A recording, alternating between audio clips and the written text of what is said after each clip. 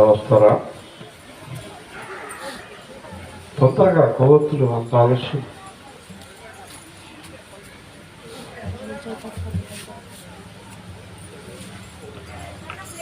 జీవము గల దేవుని వెలుగు ఈ లోకమందు ప్రకాశించున్నట్లు యేసు ఈ లోకమునకు వచ్చెను. అనేక మందిని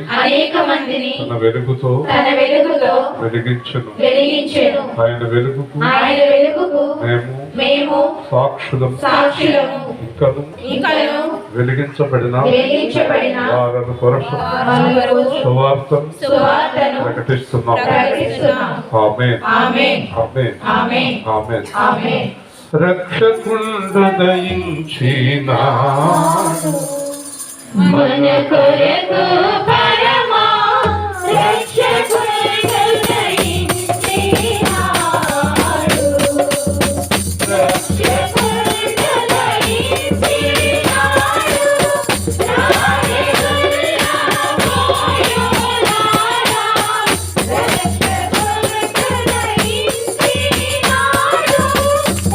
రాయగుల్లా పోయులారా. రక్షణమున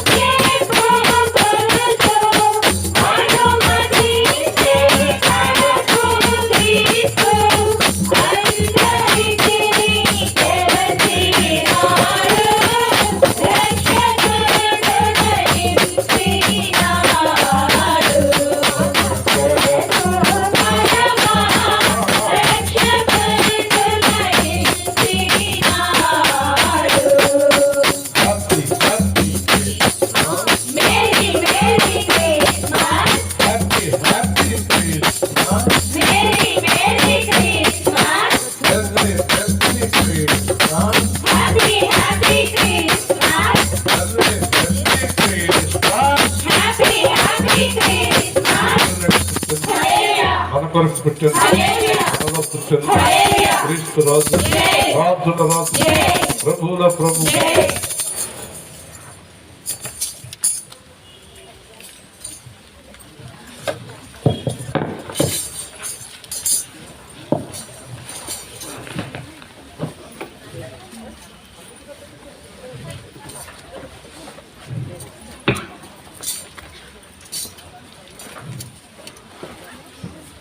దేవుని కృపతో వాక్య ధ్యానము చేస్తున్న మనలను దేవుడు ఆశీర్దిస్తున్నాడు. మనం అడిగినవన్నీ కూడా అనుగ్రహిస్తున్నాడు. మనం ఏ ప్రార్థన చేస్తే ఆ ప్రార్థన ఫలింప చేస్తున్నాడు. దేవుని చిత్తాన్ని మన మధ్యలో జరిగిస్తున్నాడు. దాంట్లో ఏ విధమైన సందేహము లేదు. అన్ని ఆటంకాలను కూడా దేవుడే స్వయంగా తొలగించువాడై ఉన్నాడు. తన ఆత్మలో కార్యములను జరిగించువాడై ఉన్నాడు. మీరు నమ్మిన ఎడల దేవుని మహిమను చూతురు అన్నాడు దేవుడు. మనలో నమ్మకంలో బలహీనత రాకూడదు. ఎప్పుడు ఎలాంటి పరిస్థితులు అయినప్పటికీ నమ్మకత్వాన్ని కోల్పోకూడదు. ఎప్పుడైతే నమ్మకం తగ్గిందో దేవుని కార్యాలు ఆగుతాయి. ఇది చాలా ప్రాముఖ్యం. ఎంత దూరం ప్రయాణం చేస్తున్నావో అంత ప్రయాణంలో గమ్యం చేరే వరకు నమ్మకం అలా లేదంటే ఆ ప్రయాణం మధ్యలో ఆగిపోతుంది. చాలామంది క్రైస్తవులు దేవుడితో ప్రయాణం మధ్యలో ఆగిపోయారు. వారు చివరి దాకా ప్రయాణం చేయలేకపోయారు. వారి వల్ల కాలేదు, వారికి చేత కాలేదు. వారి ప్రయాణం మధ్యలోనే ఆగిపోయింది. దాని ఫలితాన్ని తర్వాత ఆయన రాజ్యంలో చూస్తారు. అంచేత నా ప్రయాణమును తుదముట్టించవలెనని పౌలు అన్నాడు. మనం ప్రయాణం జీవితకాలం క్రీస్తుతో ఉండాలి. మధ్యలో ఆగిపోకూడదు, ఎప్పుడు ఆగిపోకూడదు. ప్రయాణం ఆగిపోవటం అంటే సందేహం వస్తే ఆగిపోద్ది, సమస్యలు వస్తే ఆగిపోద్ది. కానీ దేవుని పిల్లలు దేనికి ప్రయాణం ఆగకూడదు. ఎలాంటి వాటినైనా ఛేదించుకుని మనం ముందుకు సాగిపోవాలి. ఇది మీరు గుర్తుపెట్టుకోండి. మీ ప్రయాణం రాజ్యం వరకు ఆగకూడదు. దేవుని స్తోత్రం. ఏదో సమస్య వచ్చేటప్పటికి ఆగిపోవటం, ఏదో ఇబ్బంది వచ్చేటప్పటికి ఆగిపోవడం అనేది దేవుని పిల్లలకు లక్ష్యంగా ఉండకూడదు. పాటలేమో 1 కోటి పైన పోయినా మనకు లెక్కలేదంటాము. ఏదైనా కొద్దిగా తేడా వచ్చేటప్పటికి ప్రయాణం ఆపేస్తాం. ఎవరు పోయినా మేము ప్రయాణం ఆపమంటాం. ఎవరితోటన్నా చిన్న ఇబ్బంది వస్తే మళ్ళీ ప్రయాణం ఆగిపోతాం. ఇది కరెక్ట్ కాదు. క్రీస్తుతో ప్రారంభించిన ప్రయాణం క్రీస్తుతోనే ముగింపు పలకాలి. దేవుని స్తోత్రం. ఈ మాట మీరు అందరూ గుర్తుపెట్టుకోండి. చాలా ప్రమాదకరమైనటువంటి పరిస్థితి. మధ్యాహ్నం ఒక ఆయన వాక్యం చెప్తూ ఆయన పేతురు సందేహించాడు అక్కడ వల వేయి అన్నప్పుడు. పేతురు సందేహించాడు, కానీ వల వేసిన తర్వాత పేతురు నేను పాపాత్ముడను అన్నాడు. దేవుని స్తోత్రం. అంటే మీకు అర్థమైందా? మీరు కార్యం జరిగిన తర్వాత ఆయన కాళ్ళ మీద పడాలి అంటే కార్యానికి ముందు నమ్మకం కలిగి ఉండాలి. పేతురికి ముందు నమ్మల, తర్వాత కాళ్ళ మీద పడ్డాడు. మనం ముందే నమ్మాలి. ఏ కార్యమైనా అది జరిగినట్లు ముందుగానే మన హృదయంలో నిశ్చయత ఉండాలి. దేవుని స్తోత్రం. మనం ఒక గొప్ప మందిరంలో కూర్చొని ప్రార్థన చేస్తున్నట్టుగా ఊహించుకోమన్నాను. అది జరిగింది. అక్కడ కత్తోబడి వారు కూడా అలాగే ఊహించుకోండి. అలాగే రాబోయే దినాల్లో 2 బస్సులు వాహనాలతో సువార్త ఊహించుకోండి. అనేక ప్రాంతాల్లో సువార్త ఊహించుకోండి. నేను క్రిస్మస్ రాకముందే ప్రతి దినము జనవరి 2వ తారీఖు దాకా ఖాళీ లేదు ప్రభు అని ప్రార్థన చేశాం. దేవుని స్తోత్రం. ఇంకా ఖాళీ ఉండగానే ఇప్పుడు ఇంకా చెప్పాల్సినంత చెప్పలేని పరిస్థితి, ఇంకా దినాలు తక్కువైపోయాయి. అంచేత మనం అందరం జరగకముందే జరిగిందని నమ్మమన్నాడు దేవుడు. దేవుని స్తోత్రం. అంచేత మనం అన్నీ కూడా ఈ అమ్మాయి అడుగుతుంది, ఎప్పుడు ఒకటే అడుగుతుంది, యెహోషువ కూతురు 2 విషయాలు అడుగుతుంది. ఒకటి, మా ఆయన సువార్తలో ఉండాలండి అంటది. 2, ఒక బుడ్డోళ్ళని ఎత్తు చాలండి అంటది. ఒక అబ్బాయో అమ్మాయో కావాలంటది. 2 కదా నువ్వు అడిగేది. 1, నీ భర్త సువార్తలో ఉండాలి. 2, నీకు బిడ్డ కావాలి. నువ్వు నమ్మిన ఎడల దేవుడు నీ కార్యం నెరవేరుస్తాడు. దేవుని స్తోత్రం. ఎందుకంటే డాక్టర్లు అంటారు కుదరదని, మనుషులు అంటారు కుదరదని, చాలామంది అంటారు కుదరదమ్మా, మీ ఆయన రాడమ్మా, సువార్తలో ఉండడమ్మా అంటారు. మనుషులు ఎవరికి నమ్మకం ఉండదు, డాక్టర్ గారికి నమ్మకం ఉండదు, అది ఎలా జరుగుతుందమ్మా అని. కానీ చేసేవాడికి మాత్రం సమస్తం సాధ్యమే. దేవుని స్తోత్రం. హల్లెలూయా. చేత మనం నమ్మాలి, దేవుణ్ణి నమ్మాలి. చెప్పండి, జరగకముందే నమ్మాలి. ఈరోజు మనం వరుసగా లోకాసు వార్త ఈ రోజుతో ముగుస్తుంది. అంటే 2వ అధ్యాయంలో ఇంకా కొంచెం మంచి మాటలు ఉన్నాయి, అవి మనం చూసి ముందుకు సాగుదాం. నిన్న చదివాము 40వ వచనం దాకా. ఈరోజు 2వ అధ్యాయం 41వ వచనం నుండి చదువుదాము. పస్కా పండుగప్పుడు ఆయన తల్లిదండ్రులు ఏటేటా యెరూషలేమునకు వెళ్ళుచుండువారు. ఆయన 12 ఏండ్ల వాడై ఉన్నప్పుడు ఆ పండుగను ఆచరించుటకై వాడుక చొప్పున వారు యెరూషలేమునకు వెళ్ళిరి. ఆ దినములు తీరిన తర్వాత వారు తిరిగి వెళ్ళుచుండగా బాలుడైన యేసు యెరూషలేములో నిలిచెను. ఆయన తల్లిదండ్రులు ఆ సంగతి ఎరుగగా ఆయన సమూహములో ఉన్నాడని తలంచి ఒక దిన ప్రయాణము సాగిపోయి తమ బంధువుల్లోనూ నెలవైన వారిలోనూ ఆయనను వెదుకుచుండిరి. ఆయన కనపడినందున ఆయనను వెదుకుచు యెరూషలేమునకు తిరిగి వచ్చిరి.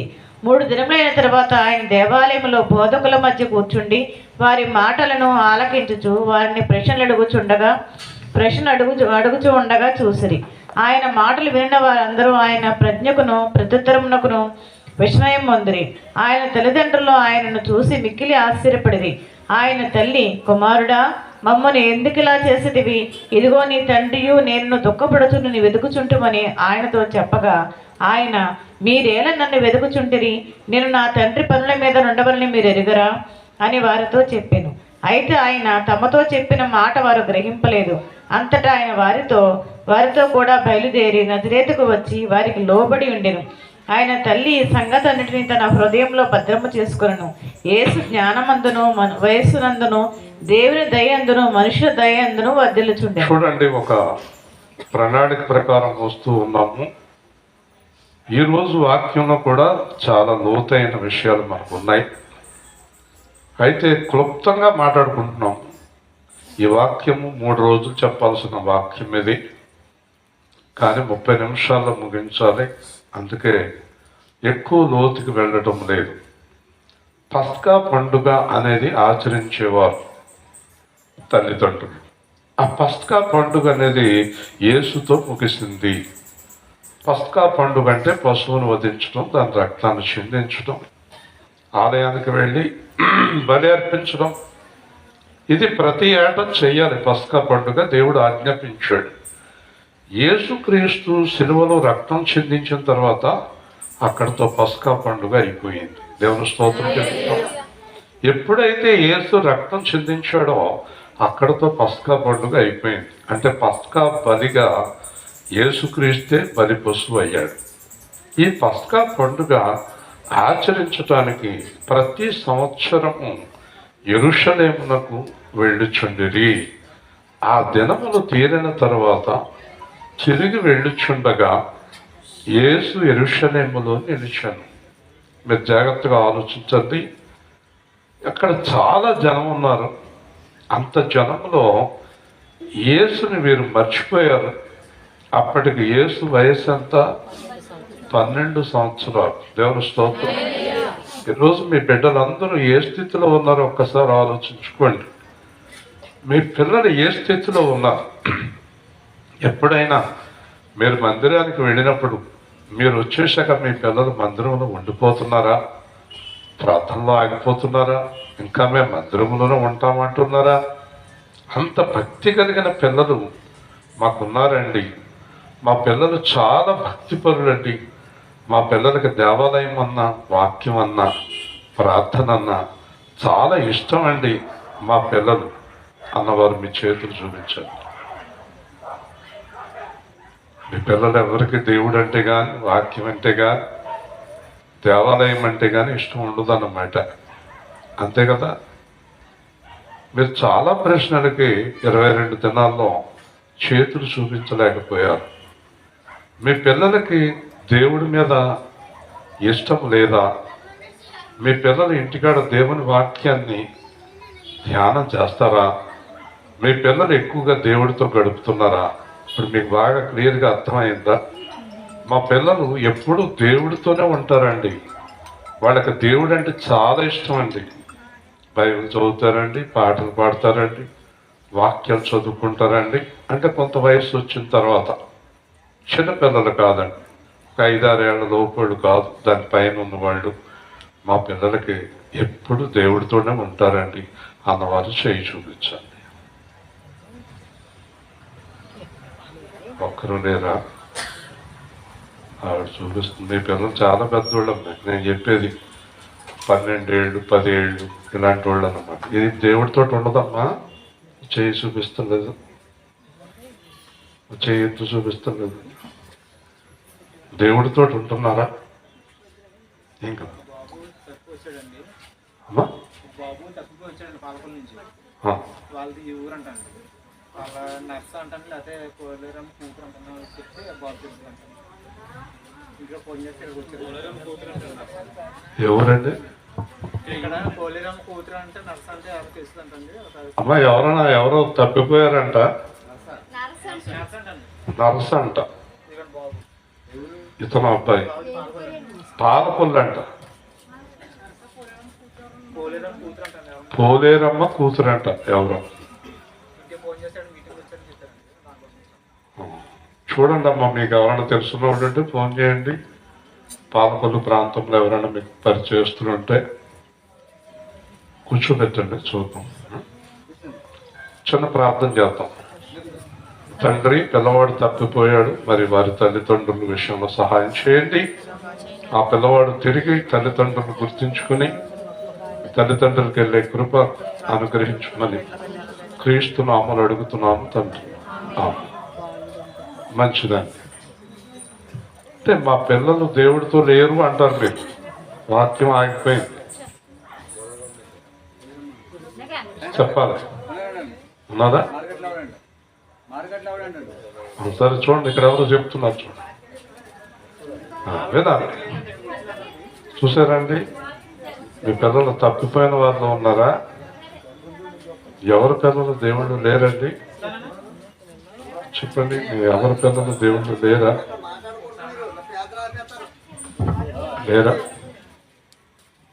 మీ పిల్లలు ఎవరు దేవుళ్ళు లేరమ్మా? ఎవరు లేరా? ఒక్కడి పిల్లలు దేవుళ్ళు లేరా? అమ్మ కప్పబడోళ్ళు ఏదో 2 చేతులు ఇచ్చారమ్మా. నీ పిల్లలు లేరమ్మా? దేవుళ్ళు లేరా? అంత దౌర్భాగ్యమైన స్థితిలో ఉన్నాం మనం. ఏమయ్యా సతీష్, నీ పిల్లలు లేరా? దేవుడితో ఉండరా? చెప్పాలి. సంబంధం అడిగేది నేను కాదు, పరిశుద్ధాత్ముడు అడుగుతున్నా. ఏమయ్యా నువ్వు దేవుడితో ఉండవా? బస్సులో పుస్తకంలో రాసేస్తున్నావు?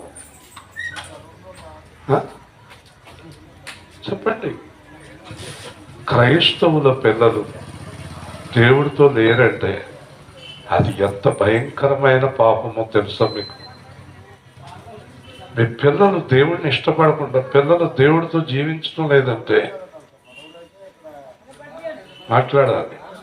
యెహోషువ పెద్ద కోళ్ళు అక్కడ ఉంది. అమ్మ, నీ పిల్లలు లేరా దేవుడితో? లేరా? సువార్త రాణి, నీ పిల్లలు దేవుడితో లేరా? వాక్యం ఆగిపోయింది చూసావా?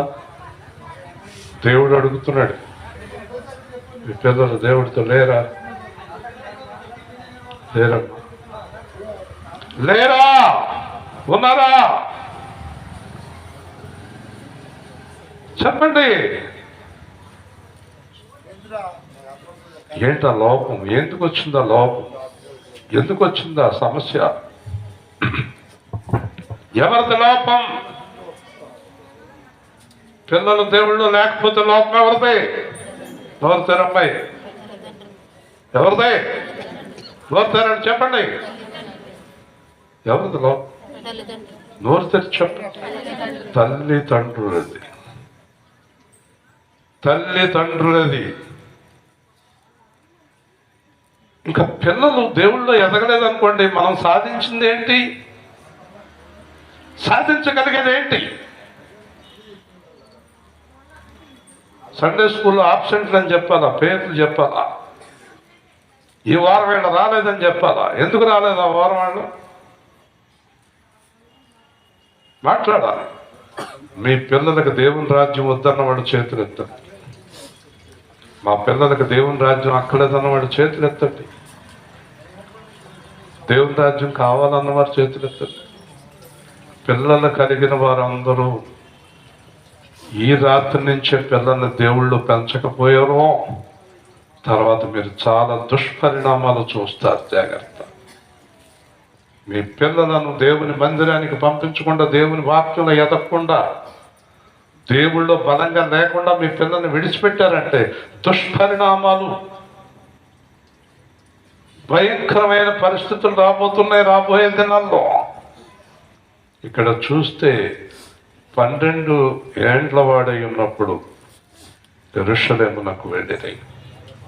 ఆ దినమును తీరిన తర్వాత తిరిగి వెళ్ళుచుండగా బాలుడైన యేసు యెరూషలేములో నిలిచెను. దేవుని స్తోత్రం. హల్లెలూయా. ఎక్కడ ఆగిపోయాడు? యెరూషలేములో నిలిచిపోయెను. ఇప్పుడు చూడండి, యేసు ప్రభు తల్లిదండ్రులను విడిచి యెరూషలేములో నిలిచిపోయెను అనే దానికి అర్థం ఏంటో తెలుసా? ఆయన తల్లి కన్నా తండ్రి కన్నా యెరూషలేముని ఎక్కువ ప్రేమిస్తున్నాడు. దేవుని స్తోత్రం. వినబడుతుందా? దేవుళ్ళో ఉన్నావా? వాక్యం చదువుతావా? ప్రార్థన చేస్తావు ఇంటికాడ? నిన్నే నువ్వు వెనకాల ఊపుతావు ఎందుకు? ఈ అమ్మాయిని అడుగుతుంటే, ఈ అమ్మాయిని అడుగుతున్నా, రాని పాపను అడుగుతున్నా. పిల్లలు అంటే యేసు ప్రభుకి తల్లిదండ్రుల కన్నా దేవుని మీద ప్రేమ ఎక్కువ. దేవుని స్తోత్రం. మీరు చాక్లెట్లు ఇచ్చి, స్వీట్లు ఇచ్చి, కుక్కీ నోట్లో తల్లిదండ్రుల మీద ప్రేమ పెంచుకునేలాగా చేయండి. దేవుడి మీద ప్రేమ తగ్గించుకునేలాగా చేయండి. చుట్టాల మీద ప్రేమ పెరిగేలాగా చేయండి. ఆ ఓడ మీద ఈ ఓడ మీద ప్రేమ పెరిగేలాగా చేయండి. దేవుడి మందిరం మీద ప్రేమ పెంచకండి. చాలా ప్రమాదం. మీ పిల్లలు కనుక దేవుణ్ణి ప్రేమిస్తే మీకు ఎంత ప్రమాదమో. భవిష్యత్తులో విపరీతమైన పరిణామాలు వస్తాయి. ఏ పిల్లలు దేవుళ్ళు లేరో వారు మీకు తక్కకుండా పోతారు. జాగ్రత్త. దేవుని స్తోత్రం. హల్లెలూయా. ఎంత ఒత్తుకున్న తర్వాత మీకు దొరకదు. సెల్ ఫోన్ పిల్లల చేతులు చూస్తే తీసి ఇసిరేసి బద్దలు కొట్టేయండి. బద్దలు కొట్టేయండి ఆ ఫోను. పిల్లల చేతిలో ఫోన్ ఉంటే తీసి విసిరి బద్దలు కొట్టండి, లేదా దవడ బద్దలు కొట్టండి. పిల్లలను పెంచడం నేర్చుకోండి. పిల్లలకి దేవుడి మీద ప్రేమ నేర్పండి. చిన్నప్పటి నుంచి పిల్లలతో చెప్పండి, నాకంటే, నాన్నకంటే, మన చుట్టాల కంటే, మన ఊరికంటే, అందరికంటే నువ్వు దేవుడిని ఎక్కువ ప్రేమించాలని నేర్పండి. దేవుని స్తోత్రం. మీరు దేవుడిని ప్రేమిస్తే మీ పిల్లలకు దేవుడి ప్రేమ నేర్పుతారు. దేవుణ్ణి ప్రేమించడం నేర్పండి. స్కూటీ నడపడం నేర్పడం కాదు కదా, అవునా కదా? జాగ్రత్త.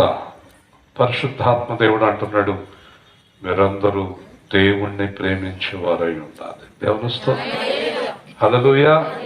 చూసారండి, ఆయన తల్లిదండ్రులు ఆ సంగతి ఎరుగక సమూహంలో ఉన్నాడని తలంచి ఒక దిన ప్రయాణము సాగిపోయేది. యేసును చూసుకోలేదు వాళ్ళు, యేసును చూసుకోలేదు వాళ్ళు. ఒక దిన ప్రయాణం వెళ్ళిపోయారు. ఇంచుమించు ఒక దిన ప్రయాణం అంటే పొద్దు నుంచి సాయంత్రం దాకా వెళ్ళిపోయారు. యేసుని మర్చిపోయారు.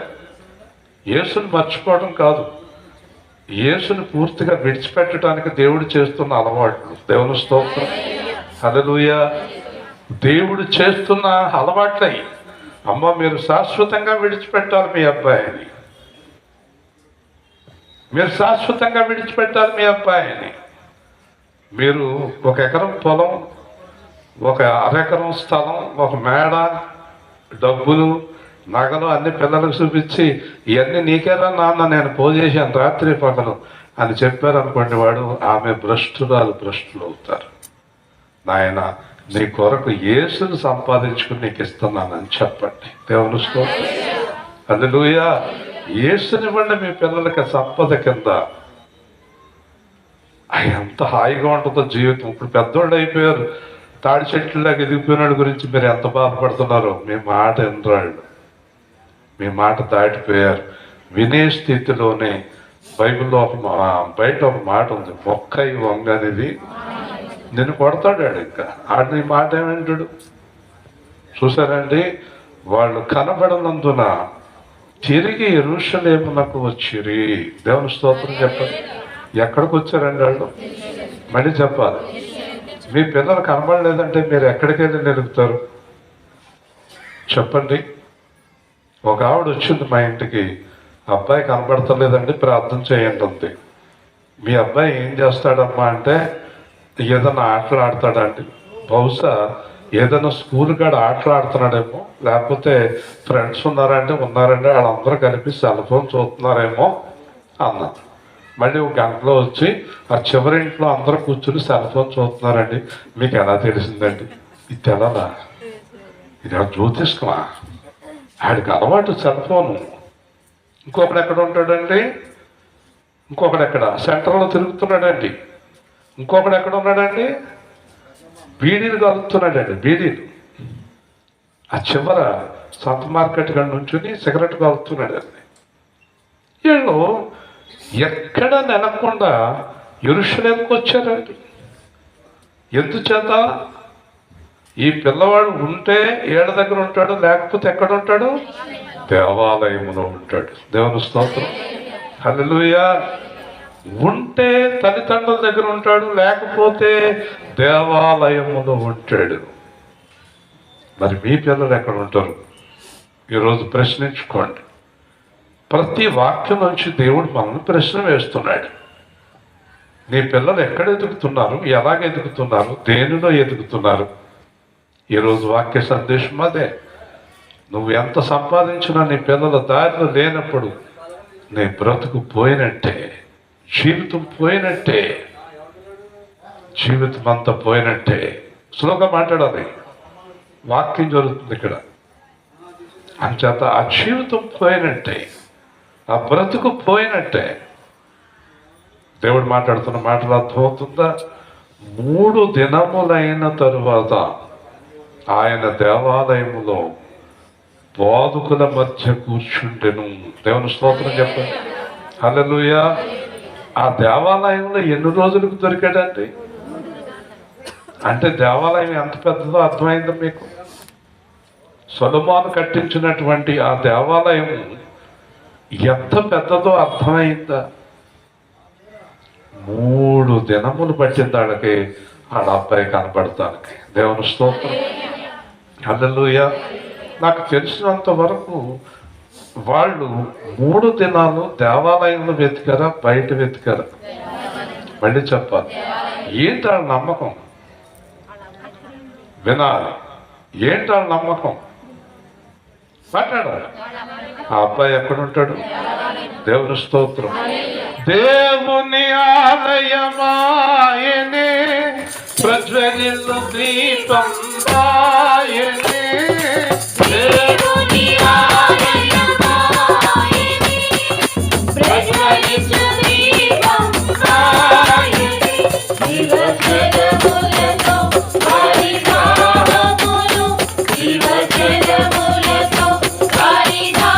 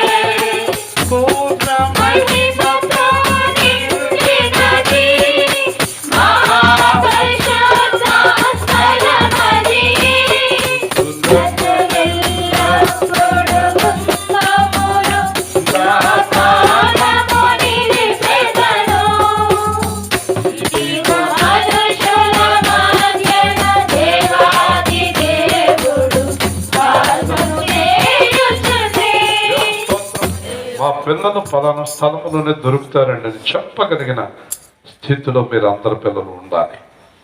మా పిల్లలు పాపం ఉండే స్థలములో, దెయ్యాలు ఉండే స్థలములో, దేవుడికి వ్యతిరేకమైన స్థలములలో మా పిల్లలు ఉండరండి. మా పిల్లలు ఉండరండి. దేవుని స్తోత్రం చెప్పండి. హల్లెలూయా. ఉండరండి.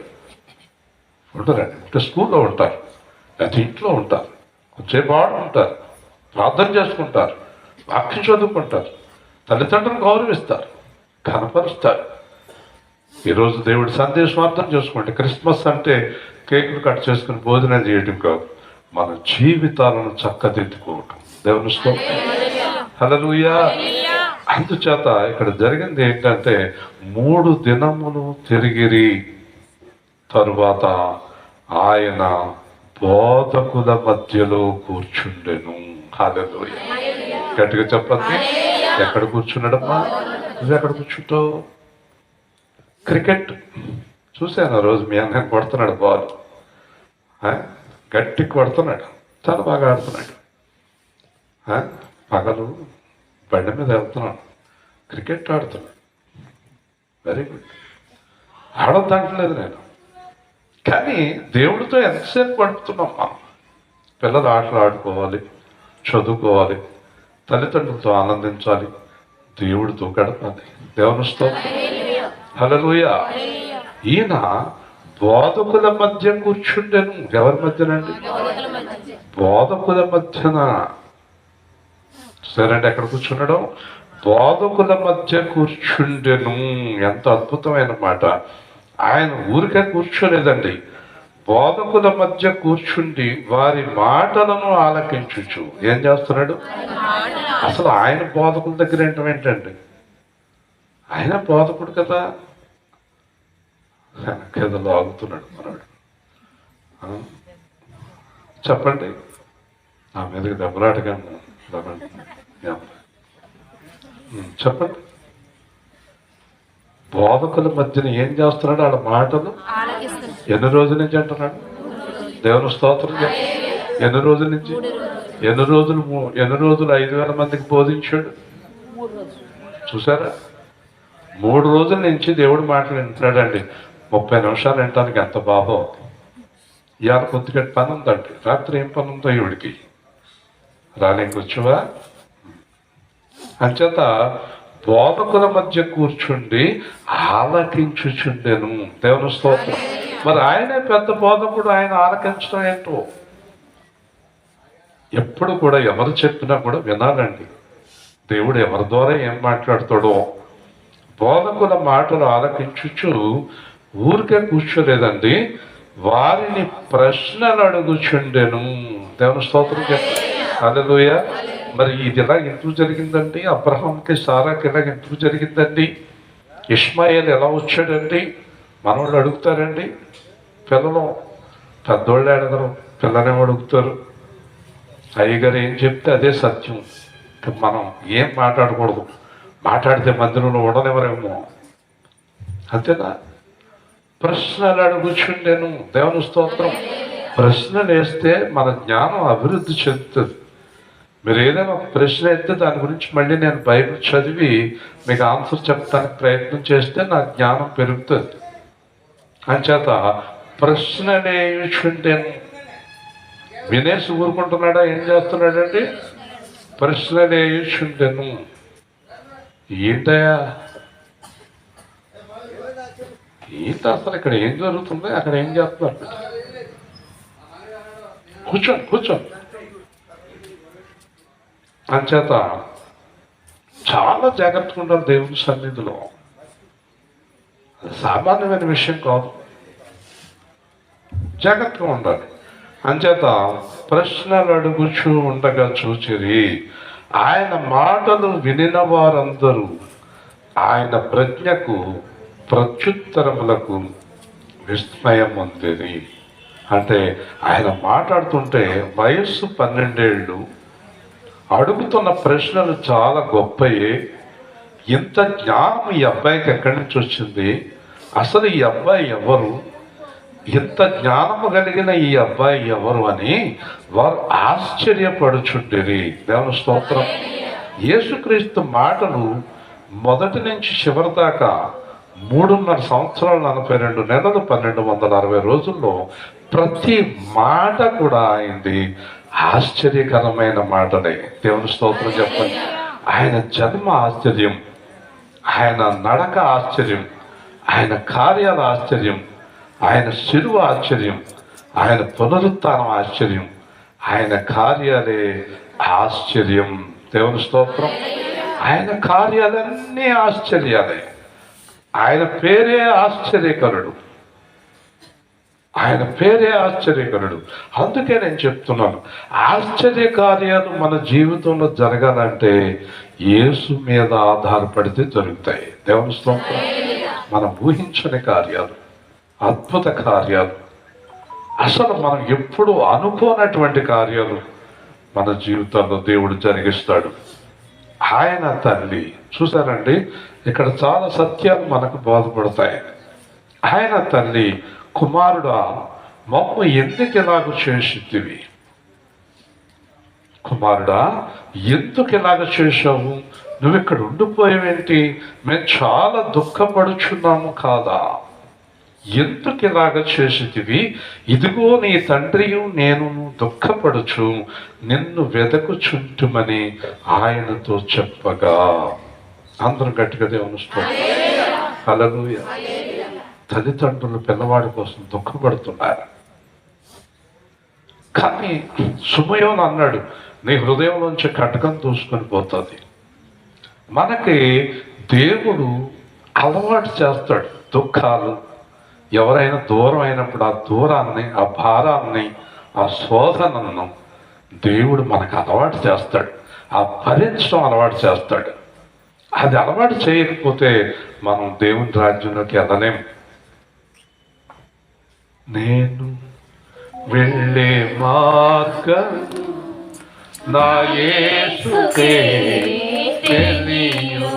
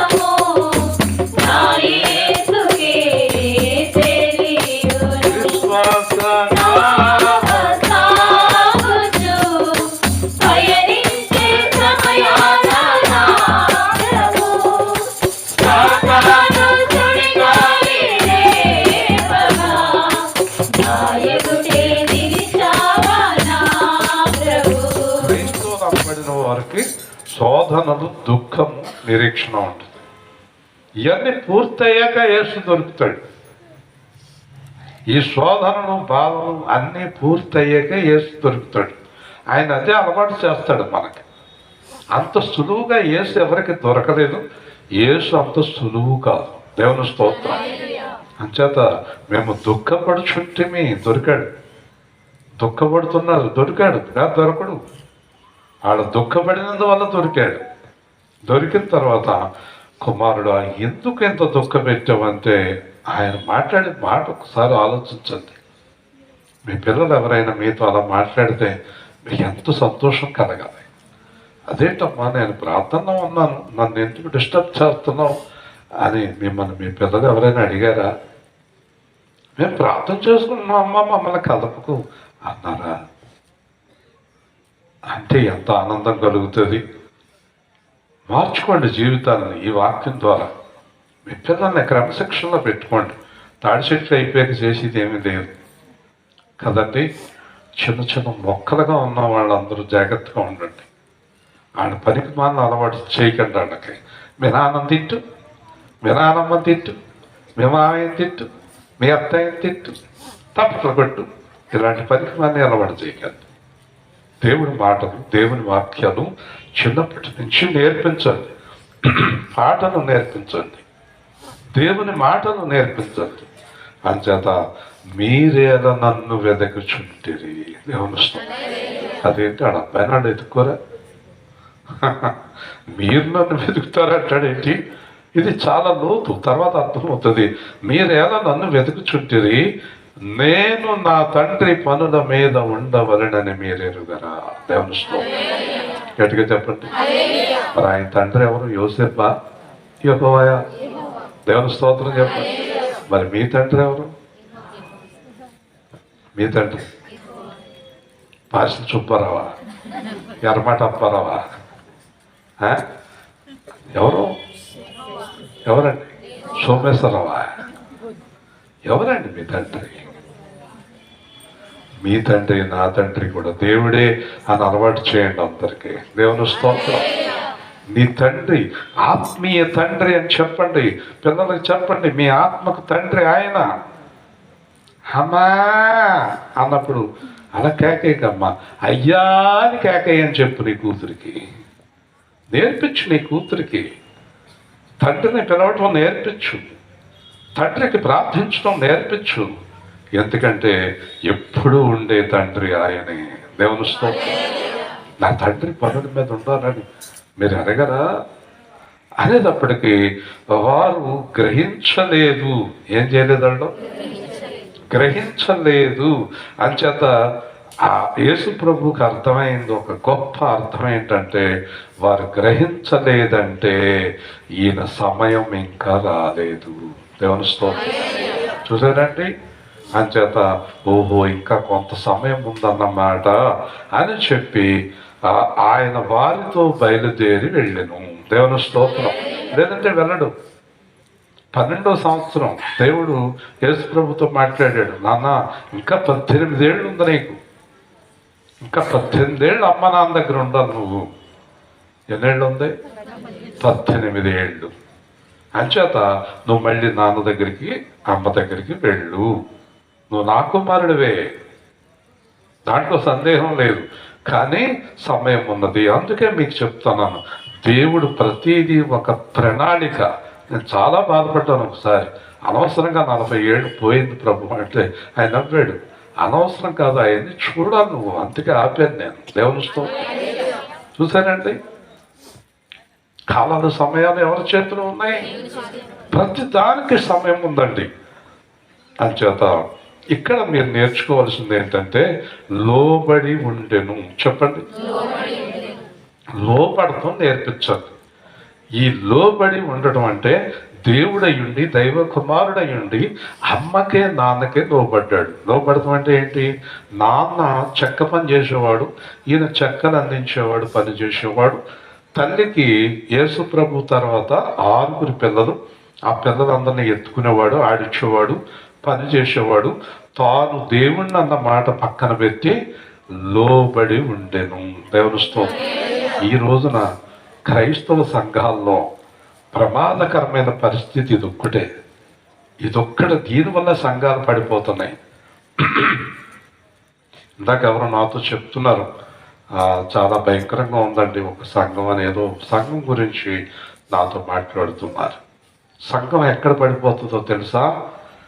ఒకళ్ళకి ఒకళ్ళు లోబడి ఉండకపోతేనే సంఘం పడిపోతుంది. దేవుని స్తోత్రం. ఒకరినొకరు గౌరవించుకుని, పెద్దలను గౌరవించుకొని, ఒకరినొకరు ప్రేమించుకొని, ఎవరికి వారు దేవుడికి లోబడి, మనుషులకు లోబడి, పెద్దవారికి చిన్నవాళ్ళు లోబడి, అందరూ ఒకరికొకడు లోబడి ఉంటే యేసుక్రీస్తులాగా సంఘము, కుటుంబము వర్ధిల్లుతుంది. దేవుని స్తోత్రం. ఎప్పుడు వర్ధిల్లుతుంది చెప్పండి? అమ్మ చెప్తుంటే పిల్లలు నీకేం తెలుసు అంటే పోయింది ఆ కుటుంబం. నాన్న చెప్తుంటే నీకేం తెలుసు అంటే పోయింది. సేవకులు చెప్తుంటే చెప్తాడు ఈయనంటే పోయింది. ఎవరైనా చెప్తుంటే మీరు అది నిర్లక్ష్యం చేస్తున్నారంటే మీరు లోబడిన వారు కాదు. అక్కడే మీరు దెబ్బతినేశారు, మీ జీవితాలు పోయినాయి అక్కడే. ఏం చెప్పాలా మాకు? మరి నీకు తెలుసా? నీకు తెలియదు, చెప్తే వినవు. లోబడితేనే అభివృద్ధి చెందుతారు. దేవుని స్తోత్రం. లోబడాలి అని దేవుడు చెప్తున్నాడు. లోబడి ఉండెను. ఆయన తల్లి ఈ సంగతులన్నిటినీ హృదయంలో భద్రము చేసుకునను. హృదయంలో దాచుకుంటుంది. అన్నీ ఆవిడకి దాచుకోవటం అలవాటు, మనకు కక్కేయటం అలవాటు. అంతేనా? ఏదన్నా మనకు ఇప్పుడు తెలిసిందంటే, ఇప్పుడు టైం 8:30 అయింది, 9:30కి భోజనాలన్నీ అయిపోయాక ఆ విషయం కప్ప మనకు తెలుసున్న వాళ్ళు అందరికి ఏమి చెప్పేయాలి మొత్తం. అసలు ఒక్క నిమిషం దాచుకుంటా క్రియట్లేదండి. అర్థమైందండి? మీకు అర్థమైందా? ఒక చోట నాలుగు తీసుకుంటున్నాడు అంట ఒక అతను, ఇక్కడే తాటాకుతోటి. ఆవిడ అందంట, నోట్లోంచి తాటాకు వస్తుందంట బాబాయ్ అని. ఆ సాలిపేటలో ఏం చెప్పుకుంటున్నారంటే నోట్లో తాటి చెట్టు వస్తుందంట. తాడి చెట్టు అంట. అసలు ఏంటో ఏం అర్థం ఉండదు. ఇంకా అర్థమైందండి? హృదయంలో చాలా విషయాలు మనం బయటికి చెప్పుకోకుండా భద్రం చేసుకోవడం అలవాటు అవ్వాలి. దేవుని చాలా విషయాలు ఏం చేయాలి హృదయంలో? అది నేర్చుకోండి. ప్రతిది వాగేయకూడదు. వాగేసి లోపు అయిపోకండి. ఏది మాట్లాడాలో అది మాట్లాడండి, ఏది మాట్లాడకూడదో అది దాచుకోండి. అది దాచుకోండి. జాగ్రత్త. హృదయంలో భద్రము చేసుకొనెను. మళ్ళీ రాత్రి మనం మాట్లాడుకున్నాం అదే. అందరూ చెప్పండి. యేసు జ్ఞానమందు, వయస్సందు, దేవుని దయందు, మనుషుల దయం. రాత్రి మనం జ్ఞానము, దయ మాట్లాడుకున్నాం. ఈరోజు మనుషుల దయ ఏంటి? రాత్రి దేవుని దయ గురించి మాట్లాడుకున్నాం. మనుషుల దయ ఎందుకు? మీరందరూ గుర్తుపెట్టుకోండి. ఈ రోజున మనం చాలా వీధుల్లో సువార్తలు చేసుకుంటున్నాం. మన కుమారి గారు మెయిన్ రోడ్లో సువార్త చేసింది. అనేక ప్రాంతాల్లో పక్కింటి వాళ్ళు, చుట్టూ ఉన్నవాళ్ళు మీరు సువార్త చేయడానికి ఏం లేదనే గృహాలు ఉన్నాయి. అంటే వారు ఆ చుట్టుపక్కల ఉన్న మనుషులతోటి సమాధానం కలిగి లేరు. వారు మనుషుల దయ లేదనకి. గుర్తుపెట్టుకోండి, ఎంత గొప్ప దేవుడు దయ మనతో ఉన్న మనుష్యుల దయ కావాలి. దేవుని స్తోత్రం. ఎలాగో తెలుసా? మా వీధిలో ఒక బాగా పర్సనాలిటీ ఉన్న వ్యక్తి సడన్గా స్ట్రోక్ వచ్చి పడిపోయాడు. అతన్ని లేవదీయడానికి ఆ కుటుంబంలో పిల్లలకి, తల్లికి సాధ్యం కాదు. కానీ 40-50 మంది వీధి వారందరూ పరిగెత్తుకెళ్ళి పక్కన అలా ఎత్తుకుని అలా కాళ్ళు పెట్టేసి తీసుకెళ్ళిపోయారు. దేవుని స్తోత్రం. మనుషుల దయ కావాలి. ప్రతి విషయంలోనే మనుషుల దయ కావాలి. మన పక్కన ఉన్న వారితో సమాధానం ఉండాలి. మనుషుల దయ లేకుండా మనం ఏమీ చెయ్యలేము. నేను అదే చెప్తున్నాను. ఇప్పుడు దేవుడు దయ మనతో ఉన్నా, దేవుని వాక్యం మనతో ఉన్నా, వేల్పూర్ అనే ఈ గ్రామంలో యేసు సేవా కేంద్రం అనే ఈ సంఘానికి, ఇశ్రాయేలుకి, సువార్తకి ఉన్నటువంటి దయ వలన సువార్తలు ఇలా జరుగుతున్నాయి. దేవుని స్తోత్రం. అర్థమైందా మీకు? మనుషుల దయతో పని లేదా? ఆ మనుషులతో పని లేదా మనకే? మన దగ్గర డబ్బు ఉంటే చేసేస్తామా? మన దగ్గర దైవశక్తి ఉంటే చేసేస్తామా? కుదరదండి. యేసు ప్రభు చెప్పాడు, సాధ్యమైతే సమస్త మనుషులతోనే సమాధాన పడండి. దేవుని స్తోత్రం. హల్లెలూయా.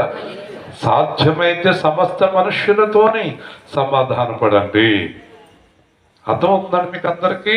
మనకి మనుషుల దయ చాలా ముఖ్యము. యేసుక్రీస్తుకే మనుషుల దయ అవసరమైందంటే నాకు అక్కర్లేదంటామేంటి? నా పక్కింటోడితో నాకు సంబంధం లేదు, వెనకాలింటోడితో సంబంధం లేదు, ఎదురింటోడితో సంబంధం లేదు, నాకు ఆడతో సంబంధం లేదు. నేను పెద్ద ప్రార్థన పరులని, నేను పెద్ద ప్రార్థనా యోధుడిని. అందుకే నీ ఇంటికి ఎవరు రారు, నీకే సహాయం జరగదు. యేసుక్రీస్తులో ఉన్నవారు అందరితోటి సమాధానముగా ఉండాలి. దేవుని స్తోత్రం. నాకేం పర్వాలేదు, అదే ఆలోచన నీకు ఉండకూడదు. యేసుక్రీస్తు మనకు నేర్పిస్తున్నాడు. యేసుక్రీస్తుకే మనుషుల దయ అవసరం అయితే నీకెంత అవసరము మనుషుల దయ. దేవుని స్తోత్రం. హల్లెలూయా. వాక్యం ద్వారా నేర్చుకోండి. ఎవరిని తిట్టకండి, ఎవరిని విమర్శించకండి, ఎవరిని ద్వేషించకండి. అందరితోటి చిరునవ్వు నవ్వండి. మీ మొహం ఏమైపోతుంది? మొహం కాటు మొహం అంటుంది. నవ్వు. ఎవరన్నా కనిపిస్తే కాస్త నవ్వు. అదేంటో కాస్త నవ్వు. బాగున్నామ్మా అని అడుగు, బాగున్నారండి అని అడుగు. అర్థమైందండి? అందరితోటి సమాధానంగా ఉండు. స్నేహం మెయింటైన్ చేయి, యథార్థత మెయింటైన్ చేయి. ఎక్కడికి వెళ్తే అక్కడి నుంచి తరిమి కొట్టేలాగా ఉండకు. బాబోయ్ మళ్ళీ మా ఈదికి రావద్దమ్మో నువ్వు అనిపించుకునేలాగా ఉండకు. మళ్ళీ ఎప్పుడు పెడతారండి సువార్త? మళ్ళీ మీటింగ్ ఎప్పుడు పెడతారండి? అమ్మ మళ్ళీ మీ ఇంటికాడ ప్రార్థన ఎప్పుడు పెడతారండి? ఏంటంటే ఆ పాస్టర్ గారు అంతా గమ్మును ముగించేస్తున్నారు, ఇంకా చేసి చెప్తే మేము అందరం వింటాం కదండి అనే వార్త మనకి వినబడుతుంది. దేవుని స్తోత్రం. అర్థమైంది మీకు అందరికీ? ఆయన వర్ధిల్లెను, మనుషుల దయలో కూడా వర్ధిల్లెను. ఇవన్నీ మనం గుర్తుపెట్టుకుని, ఇవన్నీ జ్ఞాన వాక్యాలు. క్రిస్మస్ అంటే ఏదో పండగ కాదండి. దైవ జ్ఞానాన్ని పొందుకొని దేవుణ్ణి జ్ఞానముతోటి, ఆత్మతోటి, సత్యముతోటి ఆరాధించటమే క్రైస్ట్ మాస్. క్రైస్ట్ మాస్ అంటే క్రీస్తు ఆరాధన. దేవుని స్తోత్రం. అర్థమైందండి?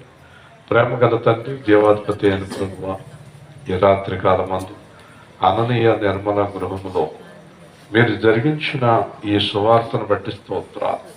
మీరిచ్చిన జ్ఞాన వాక్యములను బట్టి వందనాలు నాయన. వారు కోరుతున్నారు అననీయ సువార్తలు ఉండాలని, వారికి ఒక గర్భఫలం కావాలని. తప్పక దయచేయండి, తప్పక అనుగ్రహించండి నాయన. సుమారు 17 సంవత్సరాలుగా వారు ప్రార్థన చేయించుకుంటున్నారు కాబట్టి తప్పకుండా రాబోయే దినాల్లో ఆ కార్యం జరిగించి, వారి కుటుంబాన్ని దీవించి, వారి బంధువులను దీవించి, యెహోషువ కుటుంబాన్ని అందరిని దీవించి, మీ ఆత్మలో ఆశీర్వాదం అనుగ్రహించమని క్రీస్తు యేసు నామములో ప్రార్థిస్తున్నాము తండ్రి. ఆమేన్.